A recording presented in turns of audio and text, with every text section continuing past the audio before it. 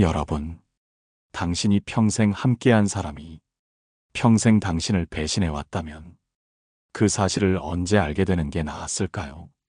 눈이 마주치고 밥을 먹고 같은 방에서 잠을 자는 사람이 알고 보니 오래전부터 다른 여자를 만나고 있었다면 어떻게 해야 할까요?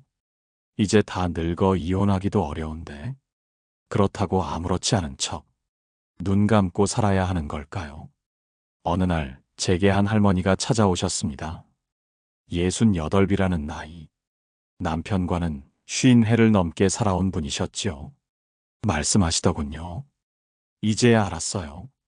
그 사람, 젊었을 때부터 바람을 피워왔던 거, 내가 모를 줄 알았는지 정말 뻔뻔하더라고요. 제가 조심스레 여쭤봤습니다. 그러면 이혼 생각도 하셨어요? 할머니는 고개를 천천히 저으셨습니다. 아니요. 지금 이혼하면요. 저만 손해예요. 지금은 그 사람이 저를 못 떠나요. 몸도 불편하고 돈도 제 손에 있거든요. 그래서 전요. 이혼 안 해요. 그게 제 복수예요. 그분은 이혼보다 더 강력한 복수를 선택하신 겁니다. 함께 살되 그가 감히 떠날 수 없도록 철저히 그리고 묵묵히 자신의 자리를 지켜내는 방식으로 말입니다. 오늘 방송의 주제는 바로 이겁니다. 남편이 노후에 외도를 했다면 그 배신감, 그 치욕스러움, 말로 다 할 수 없지만 그렇다고 무조건 이혼이 답은 아닙니다. 이혼하지 않고 가장 현명하게, 가장 통쾌하게 복수할 수 있는 방법이 있습니다. 오늘은 실제로 남편의 불륜으로 고통을 겪었지만 끝내 이혼하지 않고 자기만의 방식으로 복수를 택한 세 분의 여성 이야기, 그리고 그 안에서 우리가 배울 수 있는 지혜에 대해 함께 나누어 보겠습니다. 끝까지 들어보시면 여러분의 답답했던 마음 조금은 풀리게 될 겁니다. 다음으로 실제 사연 중 첫 번째 이야기를 들려드리겠습니다. 첫 번째 사연의 주인공은 올해 70을 넘긴 정영자 할머니입니다. 경북 구미에서 평생 남편과 함께 살았던 분이죠. 영자 할머니는 마을에서도 인심 좋고 따뜻한 사람으로 소문나 있었습니다. 마을 잔치며 제사며 손수 만든 반찬들을 이웃과 나눌 정도로 마음이 넉넉하셨지요. 하지만 그 웃음 뒤에 얼마나 깊은 상처가 있었는지 그 사연을 듣고 저는 쉽게 말을 잇지 못했습니다. 젊었을 때부터 그랬어요. 출장 간다며 사흘씩 집을 비우고 명절이면 꼭 혼자 서울을 올라가곤 했죠. 그땐 제가 눈치가 없었어요. 아니, 눈치가 있었어도 애들 키우느라, 시댁 살림하느라 그저 참을 수밖에 없었죠. 영자 할머니의 눈가에 어느새 눈물이 맺혔습니다. 애들이 다 장성하고 손자까지 본 지금에서야 그 사람의 핸드폰에서 낯선 이름, 낯선 메시지를 봤어요. 여자는 63이라고 했고 그와는 지인 소개로 만나 벌써 몇 해가 넘었답니다. 거짓말처럼 그 사람은 아무렇지도 않은 얼굴이었어요. 영자 할머니는 이혼이라는 단어가 마음속에 수없이 맴돌았다고 했습니다. 그런데도 결국 이혼하지 않았습니다. 그 이유는 단 하나였습니다. 이혼해버리면 그 사람은 자유예요. 나이 먹은 여자한테 아무 부담도 없고 그냥 끝이죠. 근데 지금 이 상태로 두면요. 그 사람은 제가 밥 해줘야 먹고 약 챙겨줘야 살아가요. 할머니는 미소를 머금고 말했습니다. 전 그걸 원해요. 그 사람 지금 내 손 아니면 살 수 없다는 거. 그게 얼마나 서러운 일인지 그 사람도 한번 느껴봐야죠. 이처럼 정영자 할머니는 이혼보다 강한 방식으로 자신의 상처를 다스리고 계셨습니다. 그건 바로 내 자리를 지키는 복수였습니다. 우리 사회는 흔히 이혼하면 이긴 거다, 이혼하면 자유다, 이런 말을 합니다. 하지만 누군가에겐 이혼이 끝이 아니라 또 다른 시작일 수 있고, 또 누군가에겐 이혼보다 더 강력한 감정의 응징이 필요할 수도 있는 겁니다. 물론 이 방식이 모두에게 해당되지는 않겠지만, 영자 할머니처럼 조용히, 그러나 단단하게 자리를 지켜내며 남편의 뿌리를 흔들고 있는 분도 계신다는 점, 우리 모두 새겨볼 필요가 있습니다. 이번에는 두 번째 사연을 전해드리겠습니다. 서울 성북구에 사는 박순희 할머니의 이야기입니다. 이분은 외도보다 더 무서운 거짓말의 습관에 대처한 방법을 알려주셨습니다. 박순희 할머니는 올해 73입니다.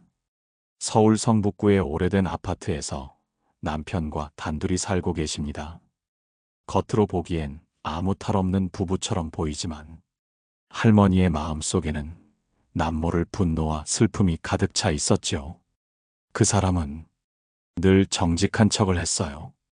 어떤 문제든 솔직하게 말하겠다고 다짐하던 사람인데, 제가 알게 된 건 그가 수십 년간 자잘한 거짓말로 저를 속여왔다는 겁니다. 박순희 할머니는 결혼하고 40년 가까이 남편의 말 한마디 한마디를 믿고 따르며 살아왔습니다. 하지만 몇 해 전부터 남편의 행동이 달라졌다는 걸 느끼기 시작하셨다고 합니다. 휴대폰을 놓고 다니던 사람이 어느 날부터 절대 몸에서 떼놓질 않더군요. 평소보다 외출이 잦아졌고, 전화가 와도 받지 않거나 갑자기 말을 돌리기 시작했어요. 그리고 늘 했던 거짓말. 그냥 친구 만나러 간다. 별일 없다. 내가 언제 그랬냐? 박순희 할머니는 어느 날 밤, 남편이 잠든 사이 그의 휴대폰을 열어보았습니다. 그리고 거기엔 자신이 모르는 수많은 메시지와 사진이 저장돼 있었습니다. 그 순간 내가 이 사람에게 어떤 존재였는가 처절하게 느껴졌어요. 그간 참아왔던 감정이 한꺼번에 폭발할 것 같았죠. 그렇지만 박순희 할머니는 이혼하지 않았습니다. 왜 그랬냐고 여쭤보니 조용한 목소리로 이렇게 말씀하셨습니다. 이제 와서 이혼하면 내가 너무 억울하잖아요. 내가 다 감내하고 내가 다 참아왔는데 이혼해버리면 그 사람은 자유가 되고 오히려 나만 비참해져요. 그럴 순 없어요. 그래서 박순희 할머니는 다짐하셨다고 합니다. 내가 이 집의 중심이 되겠다고, 남편을 관리하고 감시하고 때로는 무시하면서 자신의 존재감을 잃지 않겠다고요. 그 사람은 지금도 제가 모를 거라 생각해요. 근데 저는 다 알고 있어요. 그게 더 무서운 거예요. 모르는 줄 알지만 알고 있다는 걸 나만 아는 것. 그게 그 사람에겐 진짜 벌일 겁니다.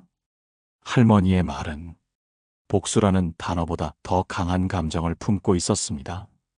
분노와 상처를 품고 살아가면서도 그 감정에 휘둘리지 않고 자신만의 방식으로 평정심을 유지하는 지혜, 그것이야말로 노년 여성의 품격 있는 복수이자 삶의 무게에 당당히 맞서는 법이었습니다. 그리고 이런 복수는 그 어떤 분노보다 오래가고 그 어떤 말보다 조용히 상대의 양심을 마르게 합니다. 이번에는 세 번째 사연으로 넘어가겠습니다. 이번엔 남편의 외도로 경제적 타격까지 입었지만 현명하게 이겨낸 한 여성의 이야기입니다. 이정희 할머니는 75입니다. 충청도 청주의 작은 단독주택에서 홀로 텃밭을 가꾸며 살아가고 계십니다. 지금은 혼자지만 남편과 함께한 세월만큼은 결코 짧지 않았습니다. 내가 33에 결혼했어요. 좀 늦은 결혼이었죠. 그 사람은 나보다 6살 위였는데 처음엔 아주 자상하고 믿음직했어요. 근데 사람 눈은 역시 틀릴 수 있더군요. 이정희 할머니는 결혼하고 20년 동안 남편이 외부에서 무슨 일을 하는지 한 번도 의심해 본 적이 없었다고 합니다. 하지만 어느 날 집안 사정이 이상해지기 시작했습니다. 한 달에 한 번 꼴로 남편이 뭔가에 쫓기듯이 전화를 받고 나가요. 당연히 일 때문인 줄 알았죠. 그런데 갑자기 카드값이 평소보다 2배, 3배로 오르기 시작했어요. 내가 따졌더니 누나가 아파서 병원비 좀 냈다는 식의 말만 하더라고요. 그런데 말입니다. 그 누나라는 사람이 존재하지 않았습니다. 이정희 할머니는 우연히 은행 계좌 내역을 보다가 남편이 정기적으로 돈을 송금하던 이름을 보고 의심을 품게 되었습니다. 내가 그 이름을 적어두고 조용히 알아봤어요. 그랬더니 남편이나 몰래 오래전부터 다른 여자에게 생활비를 대주고 있었던 거예요. 그 사실을 알게 되었을 때 할머니는 그 자리에서 쓰러질 뻔했습니다. 하지만 울거나 당장 따지지 않으셨습니다. 이정희 할머니는 오히려 그 순간부터 계획을 세우기 시작했습니다. 나도 화가 나고 배신감에 미칠 것 같았죠. 하지만 그 사람한테 그 감정을 드러내면 나는 그냥 감정적인 여자 하나로 끝나는 거잖아요. 그래서 일부러 모른 척 했어요. 무서운 척도 안 하고 평소처럼 아침밥 차리고 말 걸고 웃어줬죠. 그리고 그 사람의 모든 흔적을 하나씩 모으기 시작했어요. 영수증, 통화기록, 문자, 계좌 흐름.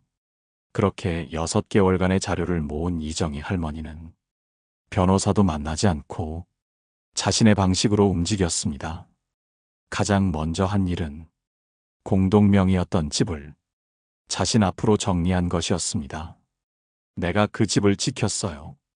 그 사람이 아무리 나한테 상처를 줘도 이 집만큼은 지키고 싶었거든요. 그리고는 그냥 아무 일 없었던 것처럼 살았어요. 그 후 남편은 자신의 불륜이 들통났다는 것도 모른 채 어느 날 갑자기 심장으로 쓰러졌습니다. 혼자 병원에 실려간 남편, 이정희 할머니는 단 한 번도 병문 안 가지 않았습니다. 아픈 사람 앞에서 마음 약해질까봐 차라리 가지 않았어요. 병원비는 다 내줬죠.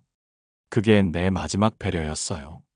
지금도 남편은 요양원에 있습니다. 가끔 가족이 찾아오는 시간에 이정희 할머니는 절대 가지 않으신다고 합니다. 하지만 한 번도 그를 외면하진 않으셨습니다. 매달 요양원비를 꼬박꼬박 내시며 말없이 책임을 다하십니다. 그게 내가 할 수 있는 복수예요. 그 사람이 내게 준 고통만큼 나는 이 고요함으로 갚는 거죠.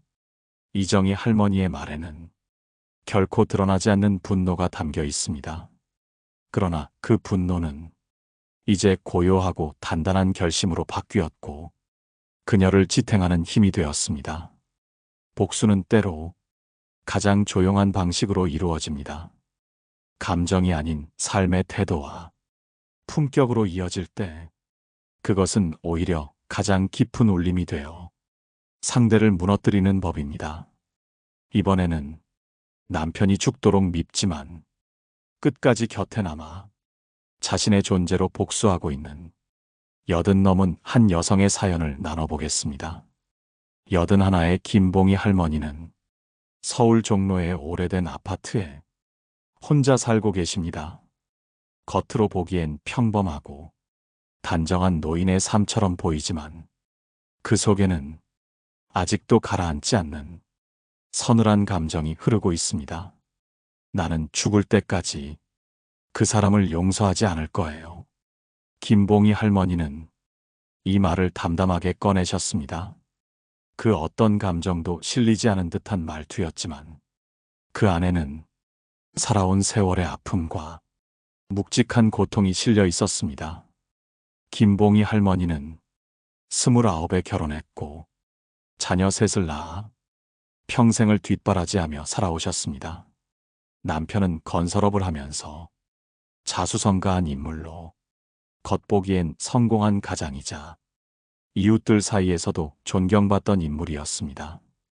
하지만 할머니의 말에 따르면 그런 남편은 가정 밖에서는 전혀 다른 얼굴을 하고 살았습니다.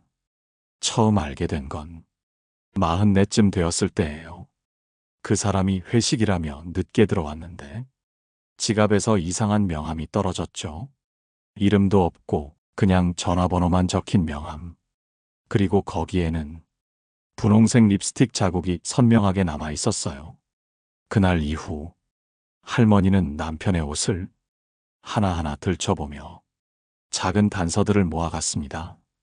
셔츠에 스며든 향수 냄새, 차에서 발견된 머리카락, 주차장 진입 기록, 심지어 남편의 은밀한 일기장까지 모두 그녀의 마음속 증거함에 담겼습니다. 그 사람은 나를 무시했어요. 내가 눈치채고 있다는 걸 알아도 아무 말도 하지 않으니까 점점 더 대놓고 행동했어요. 집에 늦게 들어오고 주말마다 출장이라며 외박하고 어느 순간부터는 내 앞에서 대화조차 피했죠. 그렇게 시간이 흐르면서 김봉희 할머니는 남편의 외도를 자식들까지 다 눈치채게 되었다고 합니다. 하지만 어느 누구도 그 문제를 드러내진 않았습니다. 가족이라는 이름 아래 그 고통을 꾹꾹 눌러 담으며 모두가 참아야 했던 것이죠. 그러다 어느 날 남편은 뇌출혈로 쓰러졌고 긴 병상 생활이 시작되었습니다. 그 순간 김봉희 할머니는 복수의 기회를 놓치지 않았습니다. 간병인은 불렀지만 절대 집으로 오게 하지 않았어요. 그 사람이 살던 방 그대로 병원방으로 바꾸고 모든 창문을 닫아뒀죠. 햇빛도 안 들게 식사도 최소한으로 제공하고 말 한마디도 건네지 않았습니다. 눈을 마주치지도 않았고 병원 방문자는 오직 자녀들에게만 허락했습니다. 나는 단 한 번도 그 사람 손을 잡아주지 않았어요. 그리고 매일 아침 그 사람이 누운 방을 스쳐가면서 조용히 말했죠. 이게 당신이 나한테 한 짓이에요. 김봉희 할머니는 그렇게 4년을 보냈습니다. 남편은 결국 말도 잃고 표정도 잃은 채 조용히 눈을 감았고 그 순간에도 할머니는 눈물을 흘리지 않았다고 합니다. 사람이 용서를 못하는 건 그 사람이 미워서가 아니에요. 그 사람이 자신이 잘못했다는 걸 절대 인정하지 않았기 때문이에요. 끝까지 사과 한마디 없었어요. 나는 그게 제일 아팠어요. 그 말 뒤로 김봉희 할머니는 창밖을 한참 바라보셨습니다. 그 눈빛엔 슬픔이 있었지만 동시에 자신의 감정을 끝까지 지켜낸 강인한 자존심도 있었습니다. 누군가는 말합니다. 용서하지 않으면 나 자신이 더 괴롭다고. 하지만 김봉희 할머니는 이야기합니다. 때로는 용서하지 않는 것이 내 삶을 지키는 유일한 방법일 수도 있어요. 다음으로 남편이 바람 피우는 걸 알고도 이혼 대신 남편을 경제적으로 무너뜨린 여인의 기막힌 복수 이야기를 들어보겠습니다. 82의 박말순 할머니는 지금은 서울 근교의 작은 빌라에서 조용히 혼자 살아가고 있습니다. 겉으로 보기에는 수수한 노년의 삶을 살아가는 평범한 여성이지만 그 삶의 이면에는 기막힌 반전이 담겨 있습니다. 이혼이요? 그 사람한텐 그게 선물이에요.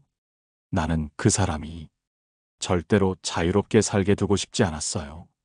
박말순 할머니는 이 말을 꺼내며 조용히 웃었습니다.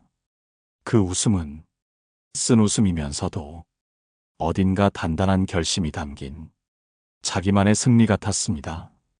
박말순 할머니는 32에 결혼했습니다.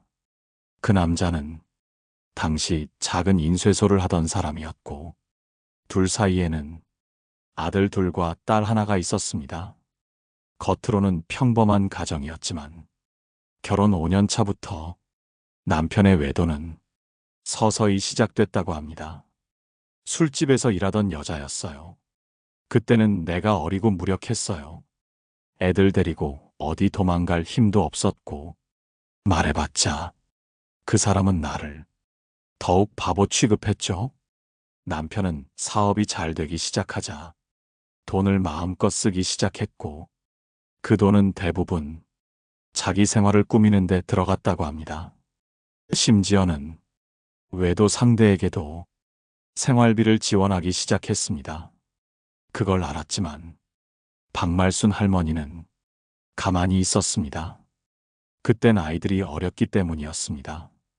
하지만 그 시간 동안 박말순 할머니는 혼자 몰래 재산을 분리하기 시작했습니다. 남편의 명의로 되어 있던 작은 가게 하나를 본인의 명의로 바꾸고 자녀 명의로 된 통장을 하나씩 만들었습니다. 나는 그 사람에게 이혼을 요구하지 않았어요. 절대. 그 사람은 자기가 주인인 줄 알았겠지만 나는 그 집안에서 모든 돈의 흐름을 서서히 끊어가고 있었어요. 남편이 나이가 들고 사업이 무너지기 시작하면서 진짜 상황이 뒤바뀌기 시작했습니다. 그는 생활비를 박말순 할머니에게 요구했고, 할머니는 그때서야 본색을 드러냈습니다. 나는 이제 그 집의 주인이에요. 지금 이 집 내 명이고 생활비도 내 연금으로 나가요. 그 사람은 이제 내가 허락하지 않으면 밖에도 못 나가요. 박말순 할머니는 남편에게 간병인을 붙여주지 않았습니다. 병원비도 자녀들을 통해 최소만 지원하게 했고, 무엇보다 그가 가지고 있던 통장들에 대해 하나하나 정리해 나갔습니다. 사람이요, 마지막 순간에 후회하게 만들면 그게 가장 큰 복수예요. 그렇게 남편은 서서히 존재감을 잃어갔고, 박말순 할머니는 자녀들과 함께 자신의 노후를 준비해 갔습니다. 지금은 손자, 손녀들이 할머니를 찾고 명절마다 모두가 박말순 할머니 집으로 모입니다. 그리고 그 자리에 남편은 앉아있지 않습니다. 그 사람은 이제 나한테 말도 못해요. 당신이 나를 무시하던 그 시절, 나는 당신보다 몇 수 위였다는 걸 보여주는 중이에요. 박말순 할머니의 복수는 눈에 보이지 않습니다. 하지만 그 어떤 고성이나 이혼보다 더 강력하고 더 치밀하며 더 조용한 전쟁이었습니다. 이번에는 젊었을 때 남편에게 배신당했지만 노후에 진정한 자신만의 삶을 되찾고 마음의 복수를 이뤄낸 한 여성의 이야기를 들어보겠습니다. 그 다음으로 만난 분은 70세 최영자 할머니였습니다. 눈빛이 또렷하고 말씀이 또박또박한 분이셨는데, 그 목소리엔 삶을 관통한 울림 같은 게 담겨 있었습니다.